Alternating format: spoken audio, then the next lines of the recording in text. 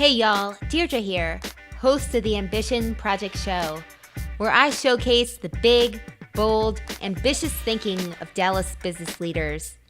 Each episode includes thought-provoking conversations about how Dallas game changers are shaping the business landscape and impacting the communities we live in. There are people to meet, stories to be told, and inspiration to be had.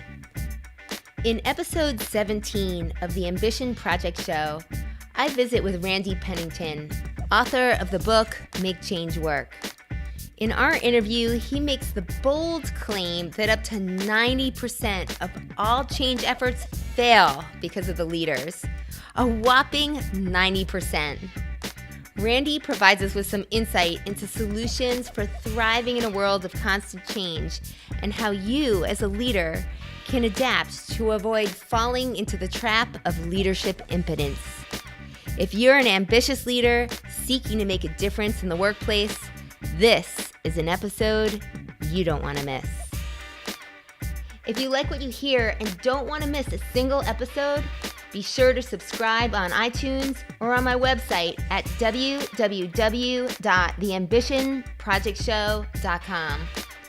Let's get on with the show. Randy, thanks for joining me today. Oh, thank you, Deirdre. It's a pleasure. Yes, I have, as you know, the Ambition Project Show is about interviewing and learning big ideas from leaders in the business world and thought leaders like yourself. And I'm so thrilled to have you here. You're also a Dallas business consultant. I am. I live here in the Dallas area. I grew up near Dallas, so I'm sort of a native in that regard. But then I came back to Dallas in the 1980s. I was recruited back here by a consulting firm and then never left. Great. And you've been in the business for over 25 years. A long time. All this gray hair is real. It's not painted in or anything. So yeah, I've been doing this a while. And you've written several books too. The most recent one, Make Change Work. Make Change Work. And the premise behind Make Change Work is really very simple, Deirdre. It's we all know that change is not just coming, it's here.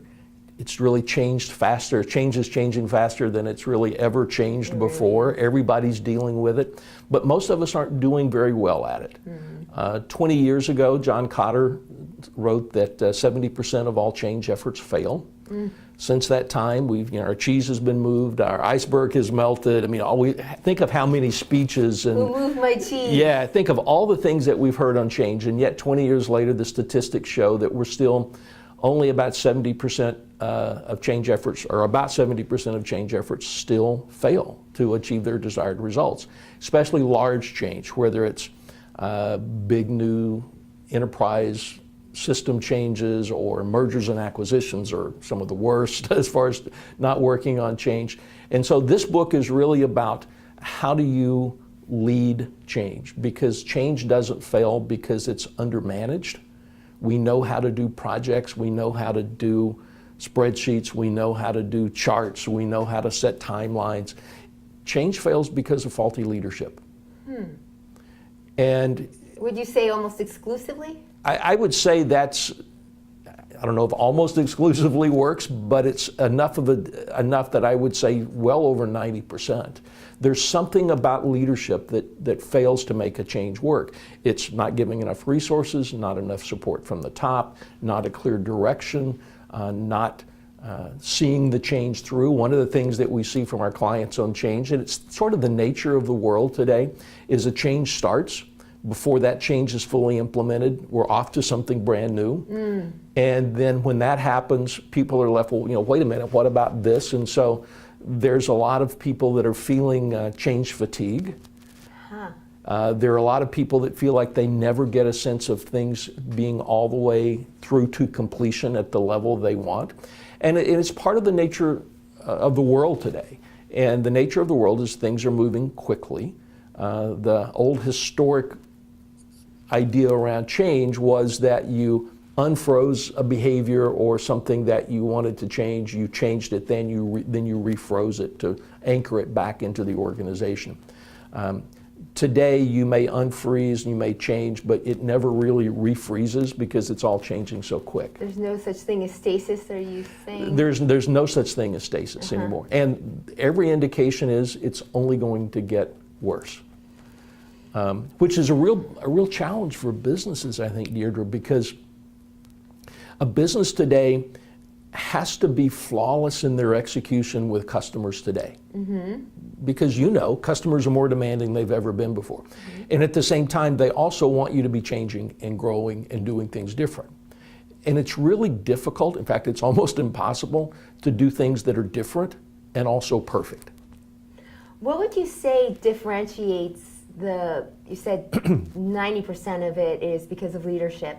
What differentiates the leaders who are doing it effectively, of navigating change effectively?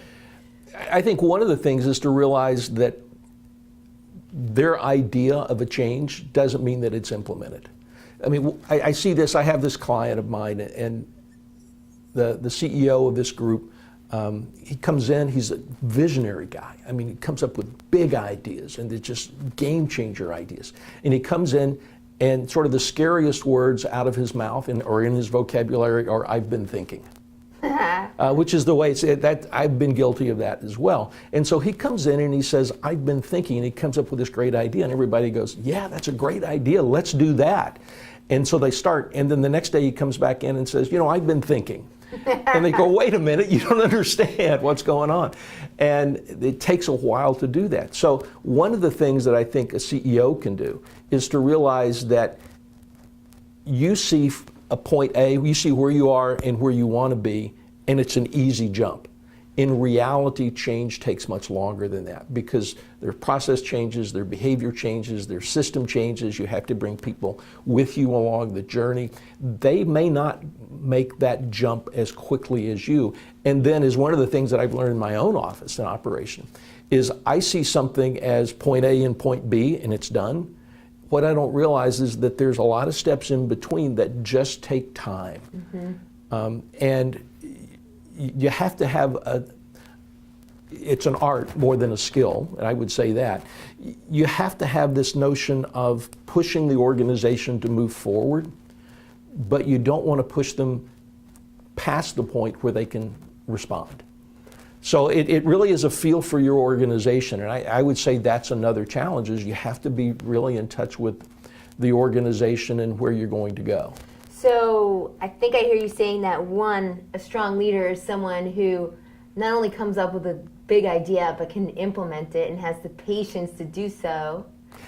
That's a piece of it. And then part of it is they know their organization well enough that they can help implement that and navigate that change. They can help them. They can help them navigate. I would add one more piece: is the best leaders are the people with the best connection to their people.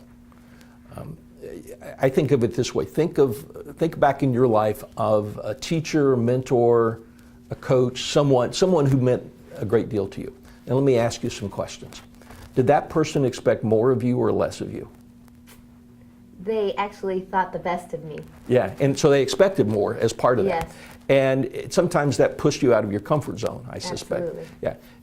Were you more likely or less likely to do everything in your power to meet or exceed those expectations? Randy, honestly, a lot of my drive comes from within. Right. And a lot of the expectations that I set for myself are higher than the expectations that are set for people outside of me.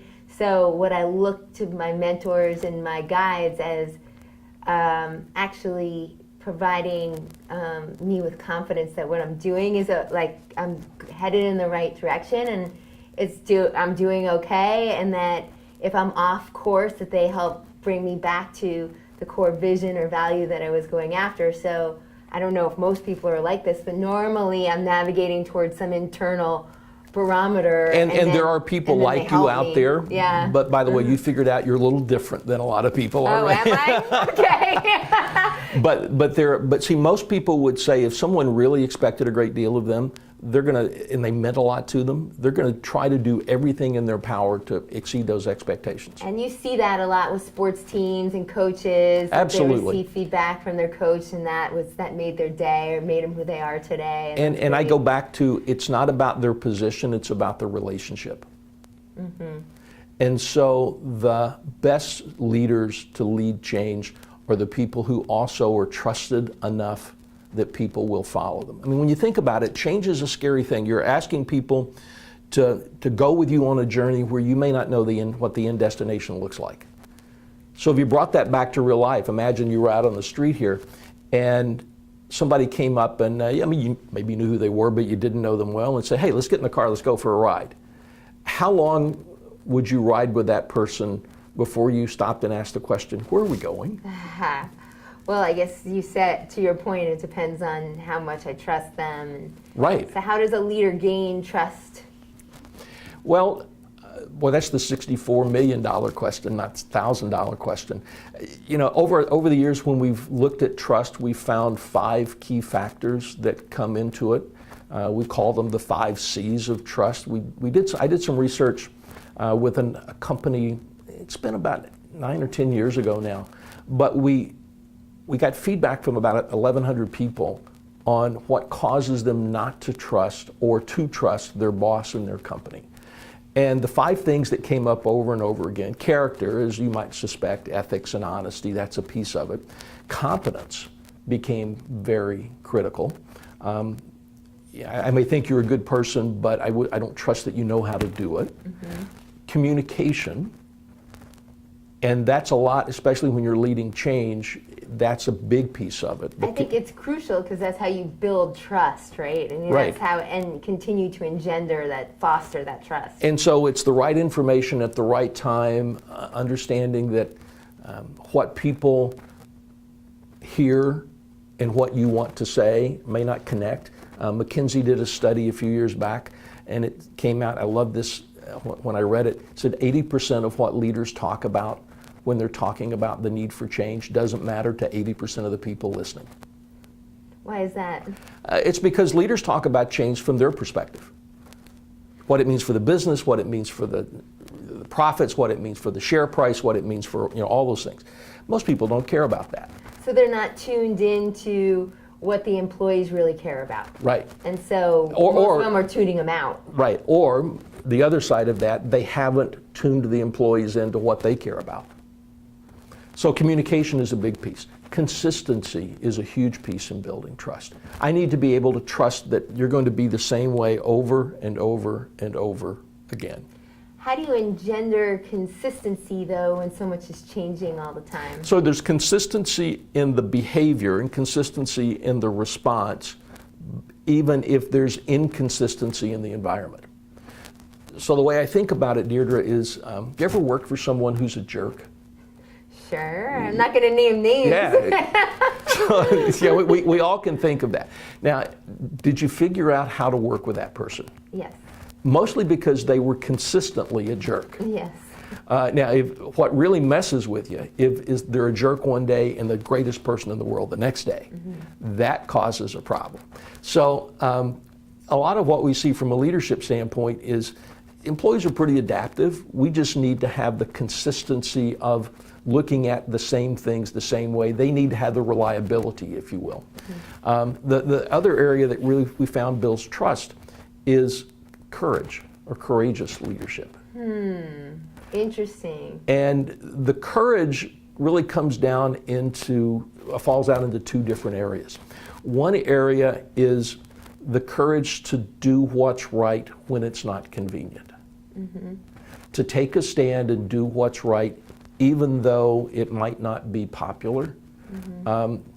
Part of that is the courage not to throw your employees under the bus when things don't go well, to take the hit. But the other part of courageous leadership that we see over and over again is that willingness to take on big ideas and bring people with you to take on big ideas, mm-hmm. to have the courage to slay the dragon, if you will.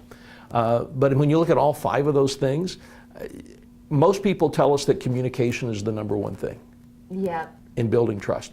But when you think about people that you trust, the fact that they're a good communicator without character, doesn't work. If they're a great communicator but they're incompetent, still doesn't work. If they're a great communicator but they're not reliable, so it really does come down to you have to have all 5. How is courage different or the same as character? Are they part of the same thing? They're part of the same thing. The reason we split it out is because the responses that we had from people, and by the way we did this research, a little different than the way traditional research is done. We used a piece of software that does thematic analysis of open-ended text. Now, this was stuff, and we kind of go back and tell you what that looks like. This is my inner geek coming out of me here. This was software originally developed for use by the NSA and the CIA in analyzing terrorist chatter. So you can put anything in it, and it looks for keywords and then categorizes those against the database. Okay. So rather than give people a list and say rank this, we just ask the question, what causes you not to trust your boss? Mm-hmm. And then those things became categorized. And the thing that showed up is character and courage are very much related, except that courage seemed to go a little further in that process by saying courage is really character under fire. Mm-hmm. So there's a sort of the day-to-day character that people have that we heard. It was sort of honest and ethical and that kind of thing. But then there's that character under fire, which became courage. Mm-hmm. Mm-hmm. Do you think courage is really what distinguishes the great leaders from the good leaders? It's certainly one of the things. Mm-hmm. If you look at leadership, say from a presidential standpoint here in the U.S., what you see is it's the courage to take on big things. Mm-hmm. And I mean, you can point to examples regardless of which political party sure. you relate to or identify with, but it's that courage to take on big things. It's JFK saying we're going to send a man to the moon and bring him back safely mm-hmm. in 10 years. It's Reagan saying, Mr. Gorbachev, tear down this wall. Mm-hmm. It's, pick something along the way that you see, and there's a piece of courage, and it's that character under fire that seems to distinguish people. Yet, that's kind of the historic leaders that we look at. I think most of the things day to day, if day in and day out you get character, competence, communication, and consistency, you've made a huge dent in creating trust in a workplace. Mm-hmm. Is there a mode or method of communication that is preferred over others? Probably yes. People still like to relate to people. Mm. I have a client of mine who is with HP, and she runs one of their operations up in Michigan, and she tells me that when Meg Whitman comes in, that whatever reason brought Meg to town, she always finds time to stop by their customer contact center. And that she always spends at least 20 to 30 minutes walking around talking to people. So there's a humanity in it. It's a real human connection in that process. And the hard part of that is if you're Meg Whitman and you're doing that all over the world, that's a full-time job. Mm-hmm. Rex Tillerson, former CEO, just retired as CEO of ExxonMobil. I had a chance to interview Rex for one of my books, and one of the things that he talked to me about is that everywhere I go, I spend time talking to our staff about letting them ask me questions about what's going on. So there's a transparency there, there's a connection there, and it doesn't have to be all the time. You don't have to see them every day. Obviously, if you're HP or you're ExxonMobil's got 60,000 plus employees all over the world. You can't be there every day. Mm-hmm. Somebody has to be there every day. But the fact that when he's there, when Meg Whitman is there, when she's there, they are there and they're present and they're connected with people. That makes a huge difference because it gives people a way to then translate everything else that they experience, whether it's a memo or video or an email that comes out. I can connect that back if I have that personal connection. So it's making it clear that the individual employee is very important at a very personal level. Absolutely. Absolutely. And we know that from our own personal experience. Mm-hmm.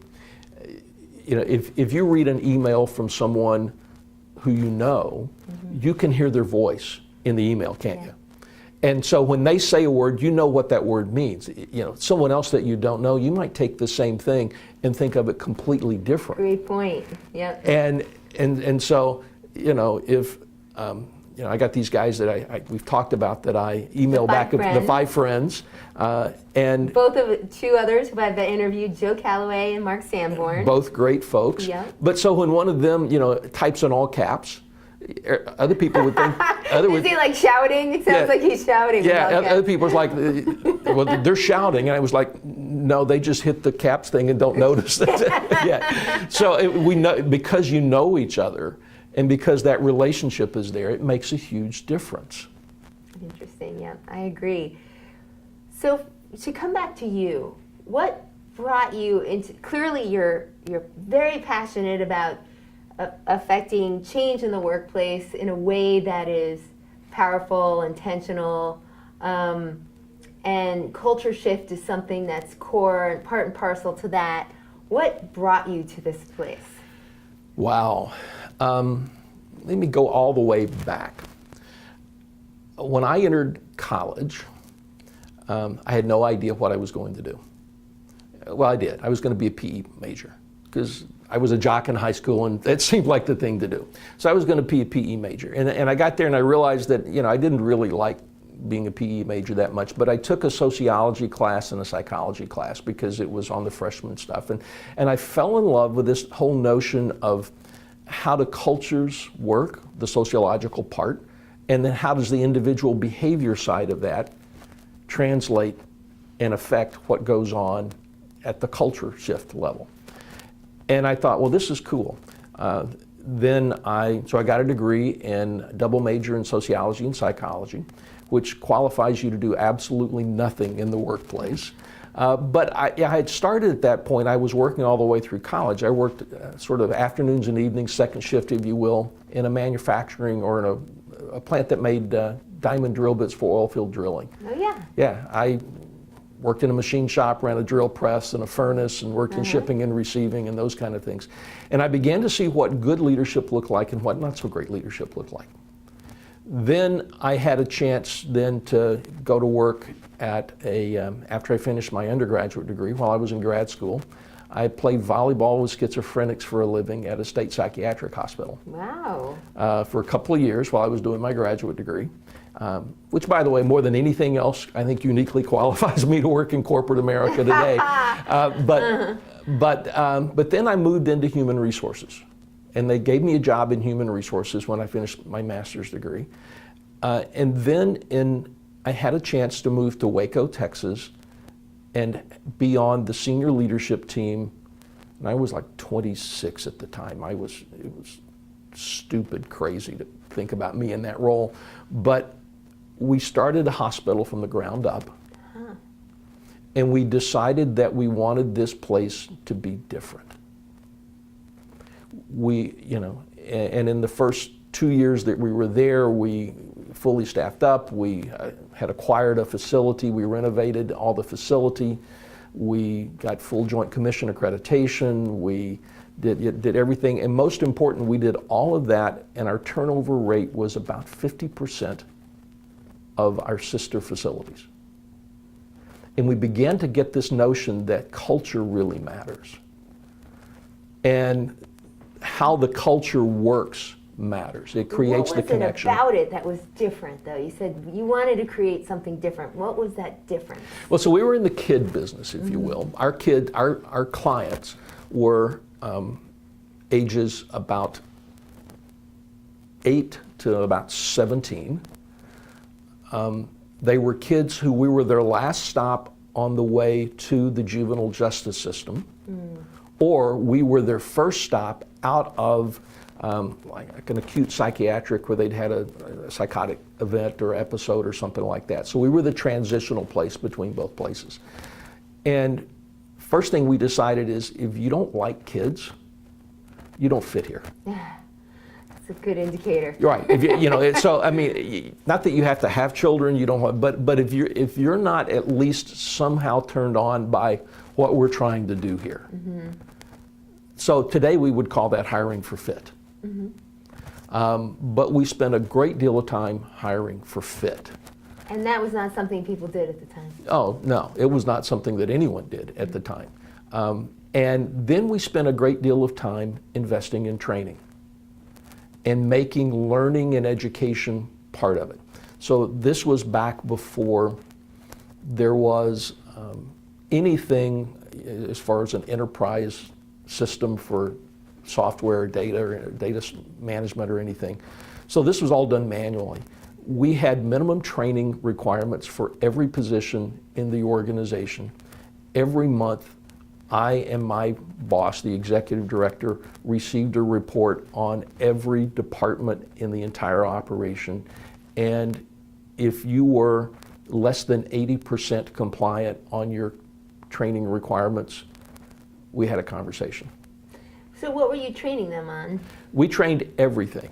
For example, our direct care workers, we trained them on we spent 40 hours on just interpersonal communication and dealing with how you de-escalate conflict. So interesting. Because there's a lot of things, it's when conflict comes up is when relationships really get tested. Yep. And so we wanted our staff, we realized that we're dealing with our client, if you will, probably has a diminished capacity or an undeveloped capacity to deal with that. Otherwise, they probably wouldn't be where they were in many cases. And so it became important for us to go more than halfway. So we wanted, and these are people who made, these are entry-level, non-college degree jobs, and they got 40 hours of interpersonal communication. That was with a 20-hour refresher every 2 years. So there was a consistency. There was a consistency in that. We taught our maintenance workers and our grounds guys. We taught them how to do CPR. Even though the chances of them having any sort of connection, but if we wanted them to know that if you come across somebody who's in distress, you know how to respond. How did these employees view the training? Did they see it as an obligation and what a pain, or something that was an honor to do, or an investment in them? Well, they loved it, actually. In fact, what we typically found is if managers weren't letting them go to the training they were supposed to go to, we heard about it. Employees said, wait a minute, I'm supposed to be getting training on this, and I haven't, it's time for my update on CPR, it's time for my update on communication skills. It's time for my update. So that made a big difference. The other thing that made a big difference is executives and managers taught many of the sessions. So there's the personal connection that's being made there. We had a very good training group. In fact, the lady who was our head of training was just phenomenal. She's still one of the best ever that I've ever encountered. But she said, I want you to come over and teach some of these things. I want the executive director to come over and teach things. So it wasn't the trainer that was doing it, it was people at the top level coming in and providing that one-on-one training. And it gave them a chance to know us. That's it gave fabulous. Us a chance to know them. It was, one of the things, if you deal in that kind of facility, Deirdre, sometimes kids get unruly, they act out. There has to be a way of controlling physical behavior. There's a class for that. And one of the last pieces of the class is the people have to do live practice. And it was fun for me, it was a great thing for them, but one of the things that I would do every month is I would take one afternoon a month and I would go in and wrestle with the staff. I'd be the kid, I'd be the victim, and they got to take down the executive. They got to, I got to try to struggle and they got to hold me, and it created, again, it was one more thing to create a connection that says... Really? You were really connecting. Yeah, we were really connecting at that point. So, then from there I got recruited into a consulting firm that we spent most of our time dealing with employee relations, labor relations, type of issues. I'll never forget the client of mine at Georgia Power Company said, we thought we were buying an employee relations solution. What we ended up buying was a culture change. And I said, yeah, you did. And so, literally from that whole experience, almost from day one, I've had this fascination about how do organizations work, how do communities work, how does the culture of a community, whether it's a community of 5 people on a team or a community of the size of a city, how do they create a set of culture that allows them to continue to move forward? And that's the other part of this that I've always been very fascinated about is how do you keep from becoming stale? Mm-hmm. How do you keep from stagnant? And what's that answer? Yeah, I wish there was just one thing. If there was, I probably would have done it once, sold it to Blockbuster and retired. But it was, I think the biggest challenge for businesses today is how do they stay relevant? And one of the ways I think that you stay relevant is by focusing externally more than internally. You have to have an internal focus. You have to be profitable. You have to have efficiencies. You can't waste your money. You have to use resources wisely. But truthfully, customers don't care about that.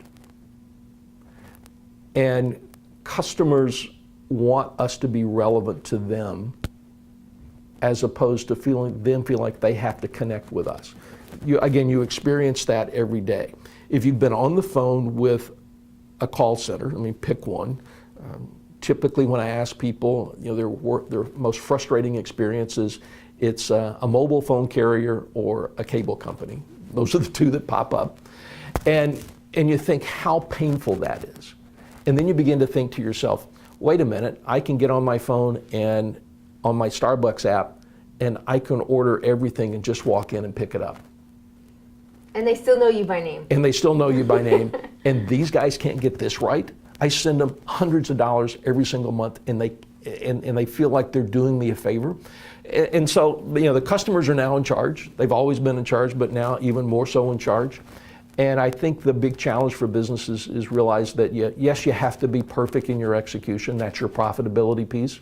But you also have to be relevant to the marketplace, and the marketplace is always changing. So it sounds like there's 2 pieces here. There's attention to the client and constantly iterating to what the client needs, and then internal leadership and culture, how that's formed. It seems like there's an internal focus and an external focus, and how do you keep it all in line, or what's more important, and how do you navigate those 2 things? That's a great question. See, I think they're connected. Okay. I think the way the culture is internally affects the way we treat customers externally. Mm-hmm. I think the way the culture is internally affects the customer experience. Mm-hmm. We're sitting in Dallas, Texas right now, not too far from Love Field, and as we both know, Love Field is the home of Southwest Airlines. Mm-hmm. And everybody thinks about the Southwest Airlines culture as being fun and what have you, but there's another piece of that culture. Southwest Airlines can turn an airplane in 25 to 30 minutes from the time people get off till the time they leave again. It takes other carriers at least twice that long. Mm-hmm. And they do it, you can write a policy around that, but it's a cultural piece that allows it to continue to happen. And that cultural piece creates a better customer experience because it's more reliable, and it creates a better internal experience because it's more profitable. Because they can turn planes faster than anybody else, they can fly the same number of routes with fewer airplanes. What, in your view, is the cultural difference between them and their competitors? Southwest Airlines, I think, historically has done an amazing job of having everyone feel like that they're all rowing in the same direction. And how do they achieve that, though? Isn't that what most leaders want to do? Yeah, and it's interesting. Southwest started that way. Mm-hmm. And there's a guy, people who've been around the Dallas area for a long time, of course, everyone knows Herb Kelleher, but Herb was always the chairman, but he wasn't always the CEO. There were 2 other CEOs before Herb. one of the guys, the second guy who was part of that, was a guy named Howard Putnam. People that have been around Dallas for a long time will also remember Howard was the guy that left Southwest Airlines, went to Braniff, and tried to save Braniff, actually took Braniff into and out of bankruptcy without a single shareholder suit. First time it had ever been done. I don't think it's been done since, which kind of gives you a picture of what kind of leader Howard was. But they started early on with Lamar Muse, who was before Howard, and then Herb being part of that all as well, is realizing that we wanted this to be a different place to work. And so they created that, and they operated that way from the outset. And what was different? So we keep talking about different. Like, what is that difference? What's that? Well, I mean, part of it is making people feel important. Yeah. I mean, that's a big piece of it. And that comes back to what you were saying before, the 80% of the stuff that leaders are talking about is irrelevant to the... But so that's where I get caught, because first we say the client's really important. Client's more important than the internal, but then we say, oh wait, but see, Southwest doesn't say that though. Southwest actually says customers are number two. Yeah, that's right. Because they know that if we take care of our employees, that our employees will take care of our customers. And see, I think that's a telling piece of their culture, is that they are able to do that. Another great example of that here in the Dallas area is one of my favorite businesses ever, and that's Sewell Automotive. Carl Sewell has done an amazing job, I think, of having people feel connected to the business and realizing, yes, that their tagline is obsessed with customer service. And they are, but it's mostly because the people are obsessed. So they hire the right way, they look for a profile, they focus on customer connection, but they really do make people that work for them feel like they're important and part of the team. Part of that's how they deal with change. They involve people in change, realizing that first off, people support what they help create. Yes, absolutely. And if you ask questions about how do we do this, no one ever argues with their own ideas. That kind of comes back to the beginning of the conversation when you asked me how have I been motivated. A lot of times the motivation that I've received is somebody soliciting my own opinion and then saying, well, then go do that. Right. Do that, and I'll support you in that. And then when you're off course, I'll let you know that that's not Bingo. consistent with what you had already stated was your vision. And it does come back to how leaders look at power. There's positional power, obviously, but the biggest source of power, I believe, and I think it's critical in today's workforce more than ever, is that relationship power that says I'm invested in you and your growth and your success, and your success doesn't diminish my success. That's right. And in my view, a great leader surrounds himself or herself with people that are equally as skilled and able as they are, if not more. Absolutely. They have this embodied sense of, I know who I am, and your strength doesn't threaten mine. That's a maturity level that's hard to develop, though. It is hard. It is hard. Who's your ideal client, and why do you gravitate toward them? My ideal client, it's not really an industry base. It's not really I like working with smart people who want to do big things, period. And my clients range from as small as 5 or 6 or 7 people to 10 or 20,000 employees. It doesn't really matter. That's just a matter of scale. Yep. The key factor in all of them is they're smart people, they want to do big things, and it's either big things in their industry, big things for their company, big things for their community in some cases.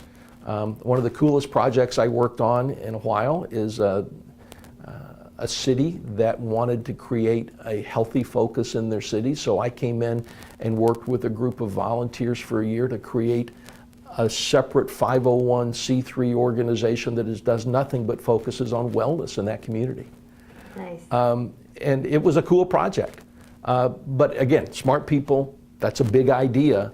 So smart people, big things, you got me there. And that's why I had you on the show here today, Randy, because it's the Ambition Project Show, which is about people pursuing big ideas and really going for it in a big way.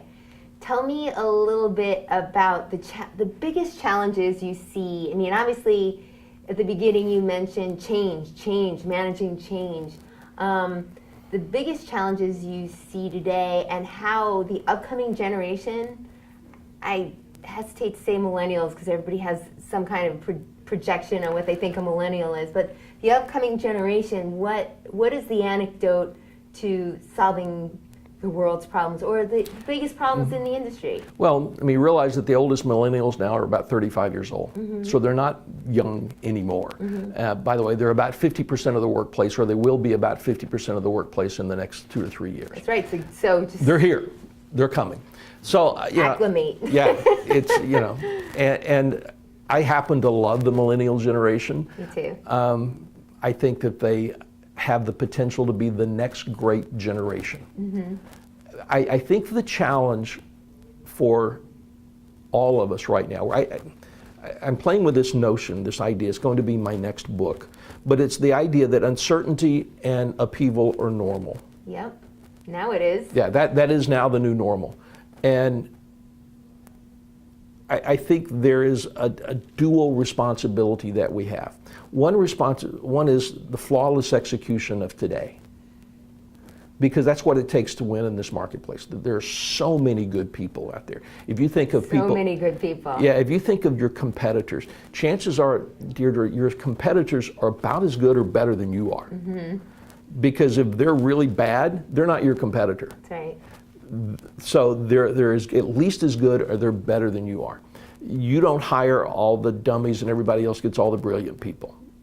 Your computer systems are about the same as theirs. So there's that focus on flawless execution today that's critical. That's where your margins come in, that's where your efficiencies come in, that's where you build that return customer experience today. But then there's also this danger of what's around the corner. I don't think there's an industry today that is not in danger of being disrupted. Absolutely not. And if you think that they're not in danger of being disrupted, you're in denial. That's right. And if you look at every industry that's been disrupted, there was a legacy player who could have made a different choice.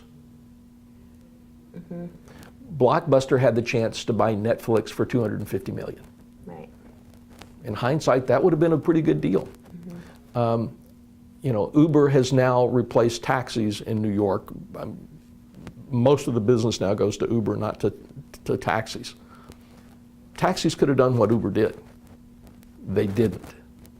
You pick an industry, healthcare, technology, retail, it all could have been, somebody could have done it, but it's that legacy thinking, which part of it goes back to that's what makes them so efficient at what they do, but that also puts them in danger. So I think the biggest challenge today is how do you balance those two things?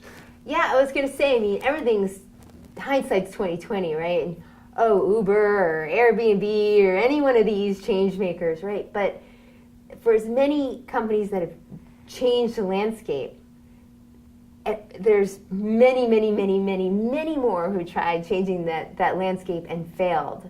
And one of the reasons they failed is their organization couldn't make the shift.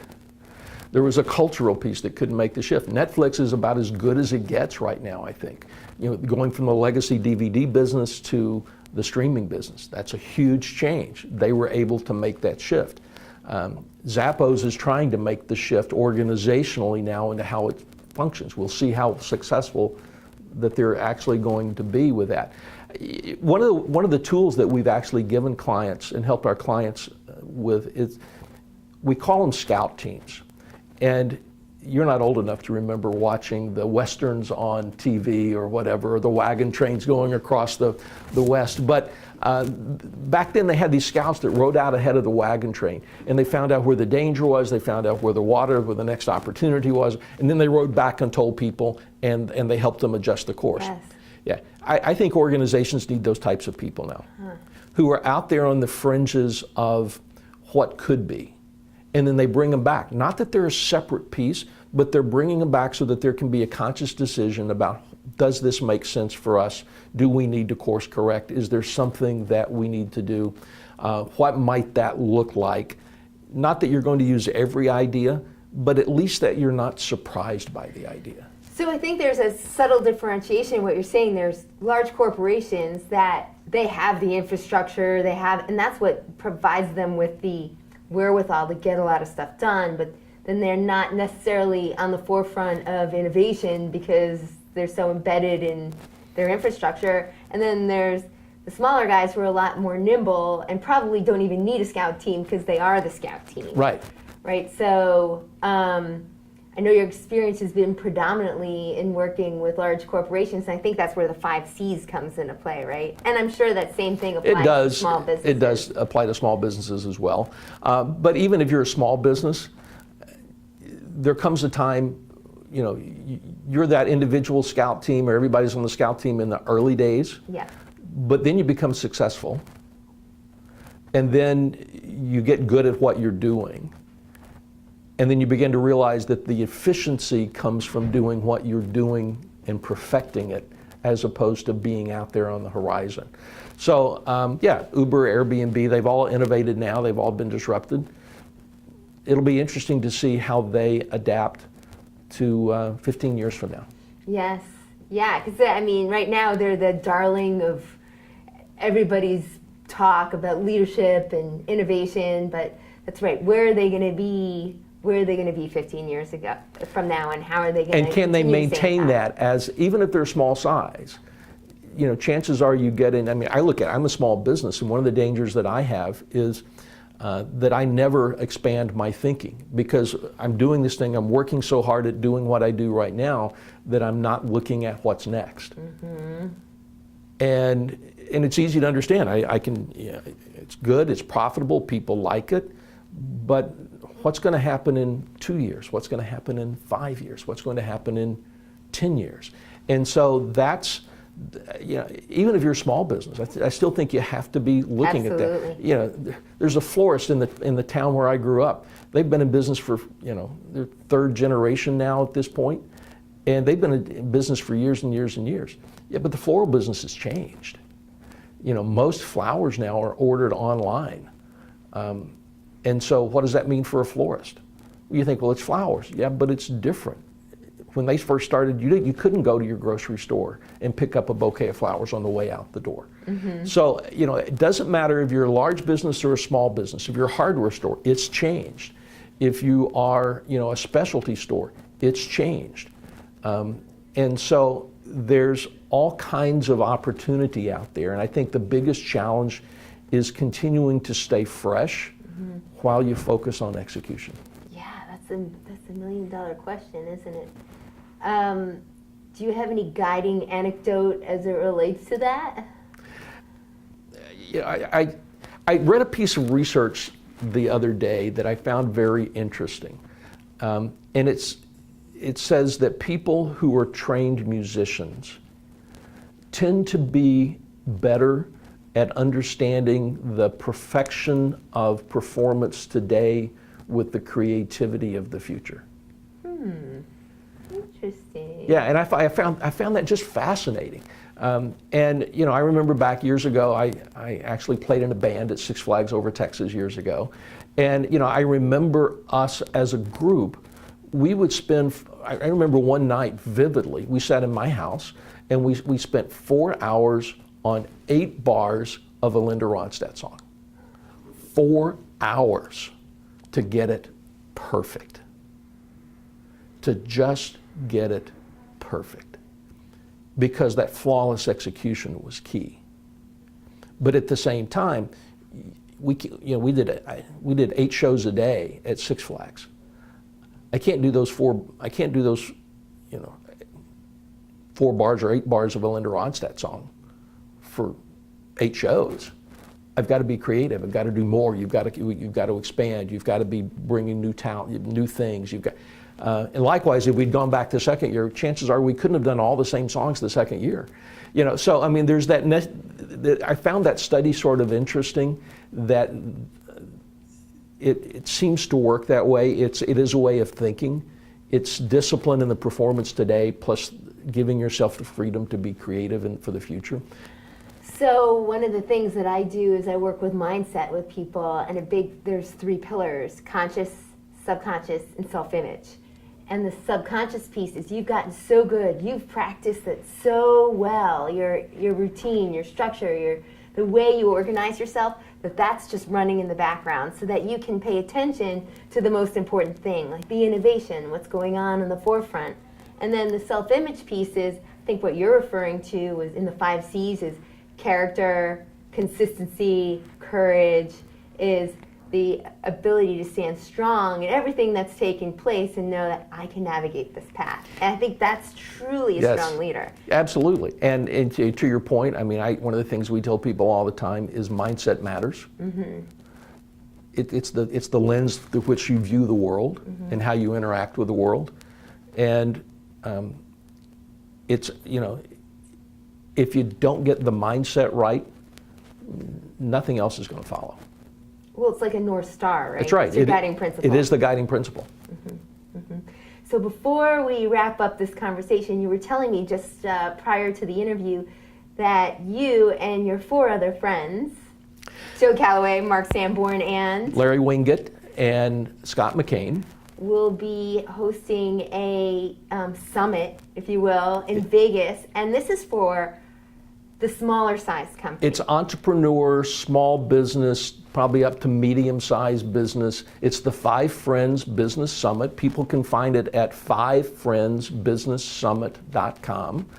That's all one word, 5friendsbusinesssummit.com. And it's a day and a half, highly interactive, small group with plenty of opportunities to engage around how you grow your business, how do you stand out in a crowded marketplace, how do you build that culture that we've talked about, how do you navigate the future of your business, all the kinds of things that we've just discussed here. Imagine 5 people who spend their entire life dealing with those things, and you get them for a day and a half. Sounds like an incredible opportunity. It is. It's an incredible opportunity. Just let you know the fee, because we think the fee is pretty good too.